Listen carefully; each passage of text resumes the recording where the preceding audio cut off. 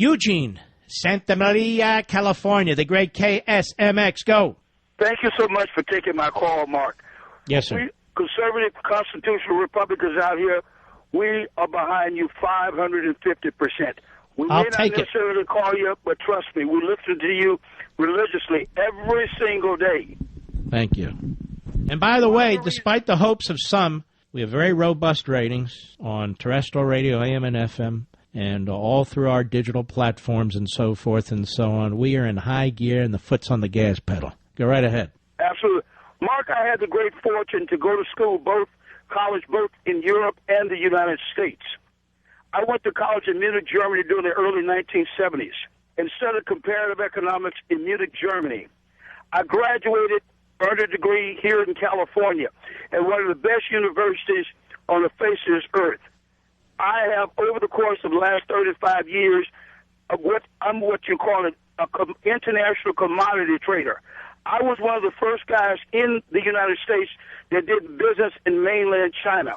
I brought apple concentrate out of Qingdao, the northern parts of China, for some of the big food companies here in the United States.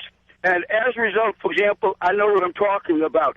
A lot of the information which I've heard from Donald Trump, he doesn't really know what he's talking about. And what I mean by that, what you are required to pay when you import a product in the United States is called a duty. It's not a tariff. A tariff is the actual basis by which determines the ocean transportation cost. He has a tendency of using these... All right, everybody's eyes are rolling over. Tell us in plain English. Right. The problem is that a tariff is what you determine what the cost of the ocean transportation. What you pay on importing a product into the United States is referred to as a duty. Right.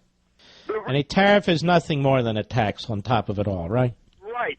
But the thing is, Mr. Trump has a tendency of using those terms interchangeably, which tells me that he really doesn't really understand what he's doing.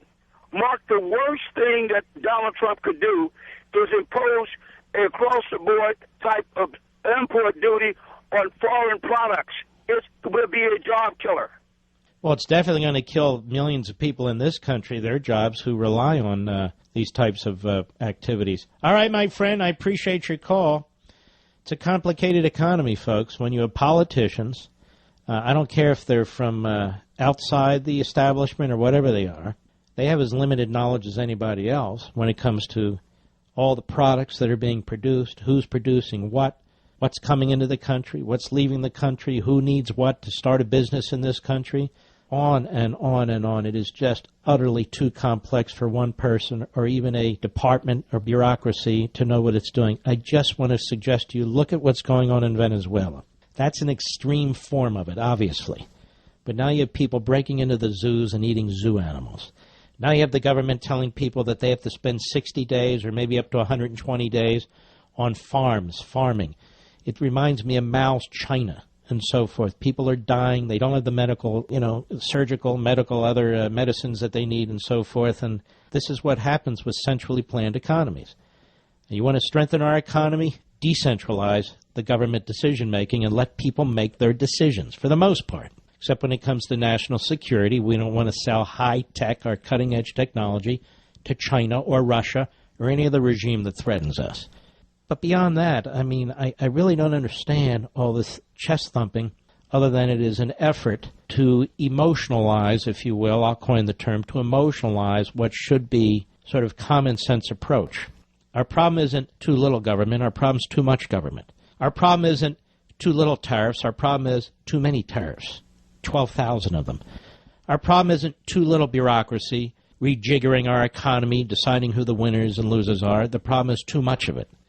I want you to think about that.